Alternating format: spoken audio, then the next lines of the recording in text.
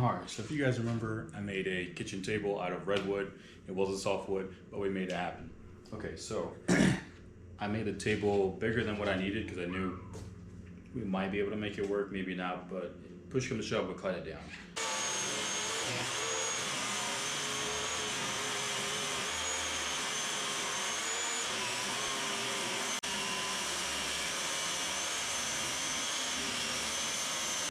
That's exactly what we did. We cut off this much from the table. So I'm going to use this much of the table that we cut off and we'll make a bench out of it. So I've got, these are the feet. I've got like some simple leg design, just a rectangle. I've kind of offset it just a hair. It's like in the center, like 1/2 inch and about 6 inches from the end. Nothing crazy. We'll do, I don't know what this is. So it'll be something similar to, that's all it's gonna be. Obviously everything will be flush.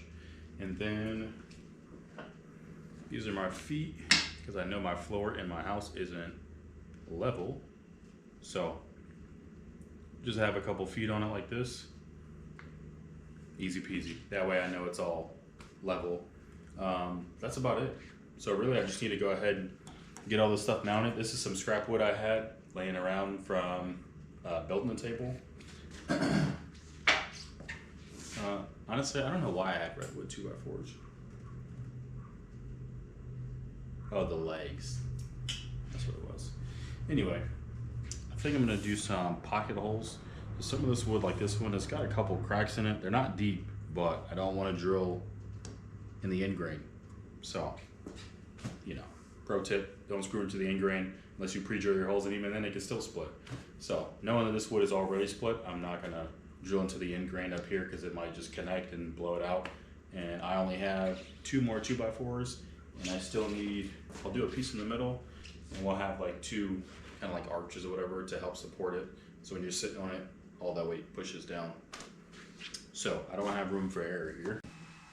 All right, if you've been on this channel following it for more than like a couple videos, then you've definitely seen me use pocket holes, and you've definitely seen me use this contraption here to hold things at a 90 so you can screw them together.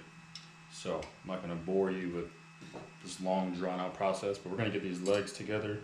Like I said, there are some cracks in here, but they only go about 1/4 inch down, so we're gonna send it and hope for the best.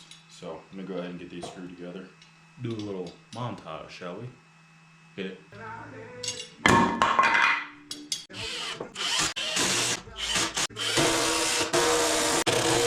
Alright, so we got all the legs screwed together. These are the feet.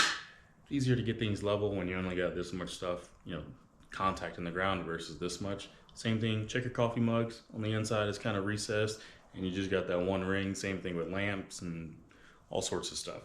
So we're essentially doing the same thing but in a different way.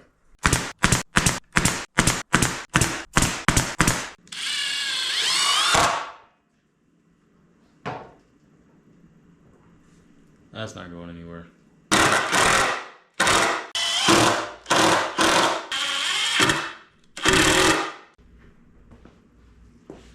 Alright, so it is sturdy, but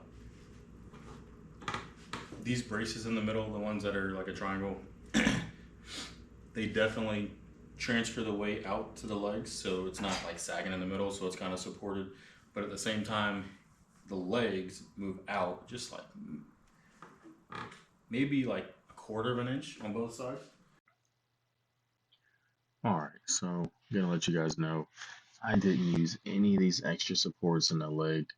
I ended up taking them off, taking off the triangle pieces and just leaving it exactly how it was. I didn't like how much it was pushing out the legs, so this is how it looks.